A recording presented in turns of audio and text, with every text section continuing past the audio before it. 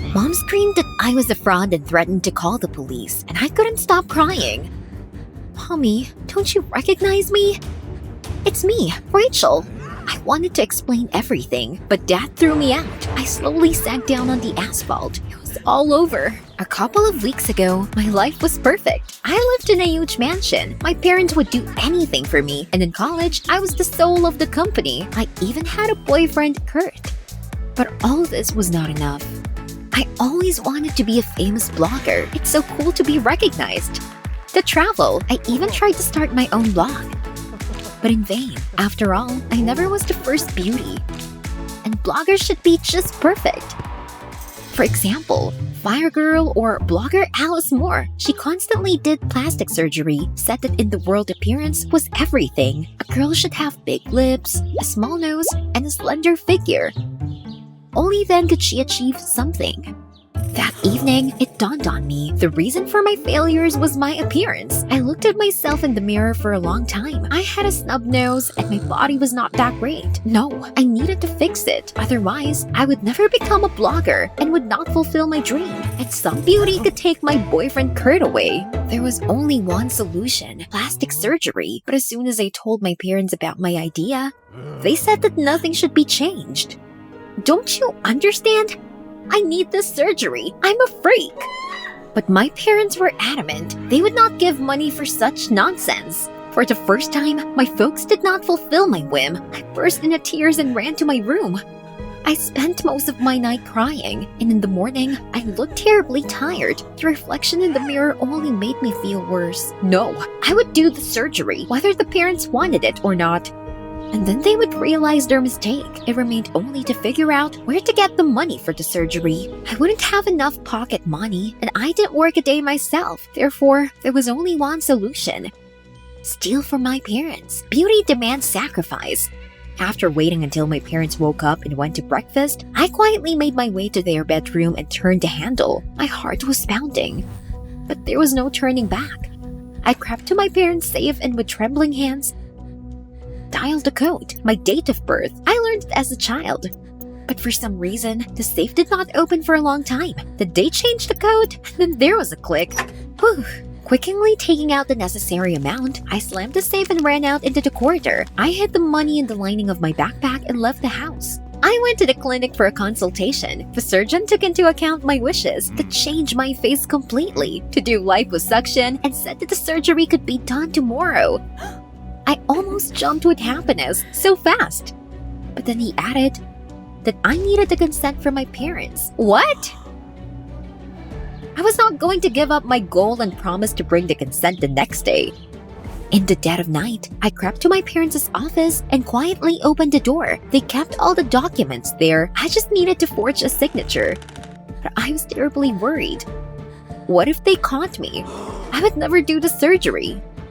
Without breathing, I made my way to their desk and pulled out a drawer with documents. I tried several times to forge the signature in the documents, but my hands, as luck would have it, did not give in. And then suddenly someone turned on the light in the hall. My heart sank. No, because of the adrenaline, I suddenly forged the signature perfectly. Heck, I had to hurry. Throwing the documents back into the drawer, I hid the consent under my t-shirt and pressed myself against the wall. Someone froze right in front of the door. I held my breath. If only it would work. Then I heard retreating footsteps and the light in the wall went out. Whew, the danger was over. But as soon as I got out of the office, my sleepy mom appeared around the corner. She asked me why I wasn't sleeping. A chill ran down my spine. I swallowed and replied that I wanted to drink some water. And then I quickly went to my room. Everything was ready. Tomorrow, I would be a different person. In the morning, instead of college, I went to the clinic. My dream was about to come true. Before the surgery, I was put under anesthesia, and then I didn't remember anything. As soon as I woke up in the ward, I was already covered in bandages and had a headache. I tried to call the nurse, but my voice was very hoarse. I texted Mom that I would stay with a friend for a week or two.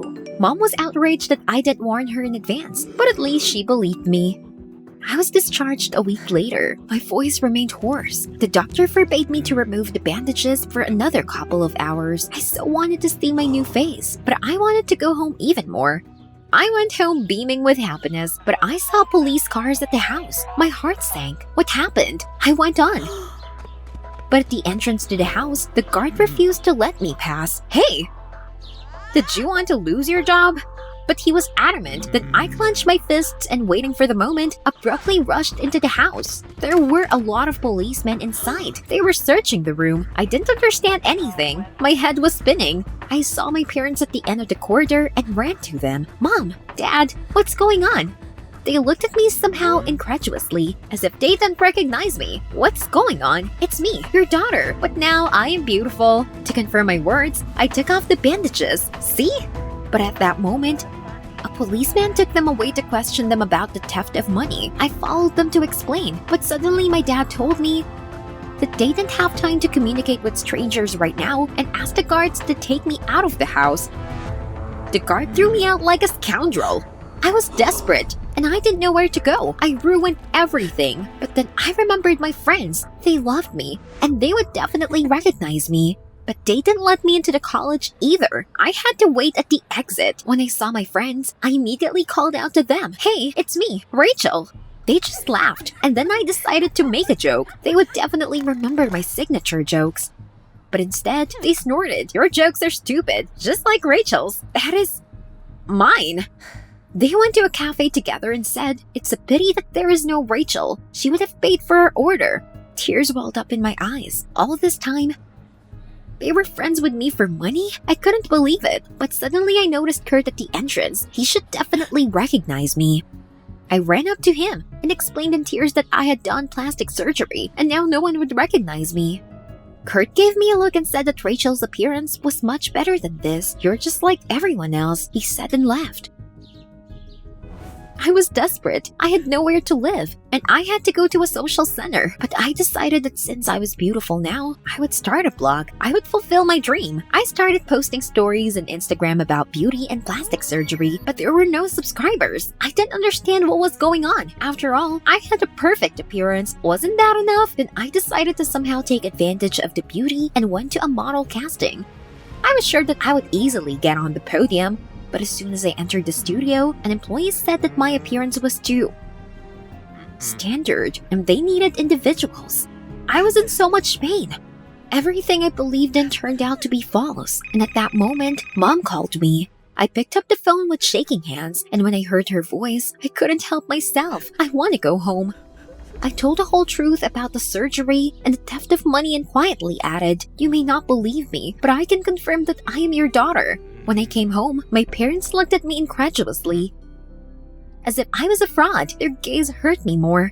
But I pulled myself together and dialed a code on the safe, which only our family knew. The door opened, and then Mom threw herself on me with hugs and kissed me on the cheeks, crying and apologizing for not believing me right away. I cried and asked for forgiveness for stealing the money. I just wanted to fulfill a dream. My parents were not angry with me, but just hugged me. The main thing was that everything was fine with me. They loved me in any form and condition. That was the most important thing. Standard appearance, a raise for subscribers. This was not what I wanted. Being myself was so much better. My parents gave me money for a new surgery. I got my old face back. After my parents found out about my dream of becoming a blogger, they gave me an idea. So I started an Instagram blog about love for myself and my body. I helped people accept themselves, and thanks to my hard work, I gained subscribers. Soon, their number exceeded 1 million. And I didn't communicate with my friends and Kurt anymore.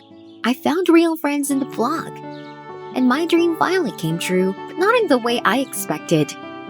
Did you like the video? Subscribe and like it. Support the channel. Thank you. With trembling hands, I removed the bandages from my face. The audience of the beauty contest froze with tension. You're the best! My mom shouted from the first row. Finally, I opened my face, and the audience gasped. And my mom suddenly clutched her heart and fell. No, this wasn't how it was supposed to end. And it all started with a letter a couple of weeks ago. Dear Marie, we are happy to inform you that you have passed the exam. It took my breath away. I got into the most prestigious college in the country. I wanted to become a biologist and dreamed of my own laboratory. But my mom was more interested in what outfit I would like to go to school to and what hair color was popular this season. She was obsessed with looks, unlike me. Because of this, we constantly quarreled. Therefore, when I received the letter, I did not rush to my mom, but suddenly I realized that without her signature on the documents, I would not be accepted. Maybe I could give them during her evening spa. My mom would sign it without looking, and it was all over. That settled, I carefully walked over to Mom. She was sitting in a massage chair, wearing a cucumber mask. She was so relaxed that she wouldn't notice anything. I held out the document. It's for a biology class. I need a signature. My palms were sweating with excitement, but I held on. Mom said she would sign it, but first, a surprise. A surprise? I tensed. I didn't usually like Mom's gifts. You're going to a beauty contest, she happily reported. Was this a joke? I had more important things to do. And then Mom took the cucumbers from her eyes and began to carefully read the documents. Oh no! Mom was silent, and my heart was pounding. The minutes dragged on forever, and suddenly she smiled. What? Was she not angry? My mom calmly said that I could go to college, but with a condition. I had to win the beauty contest. What? Scientists don't walk the runway in bikinis. I ran to my room, slamming the door behind me.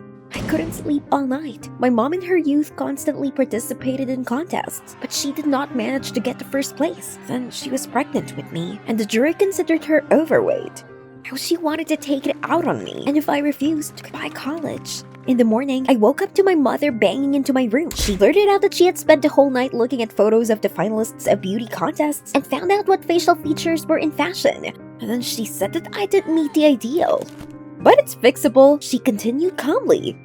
You just need to fix your nose a little and raise eyelids. What?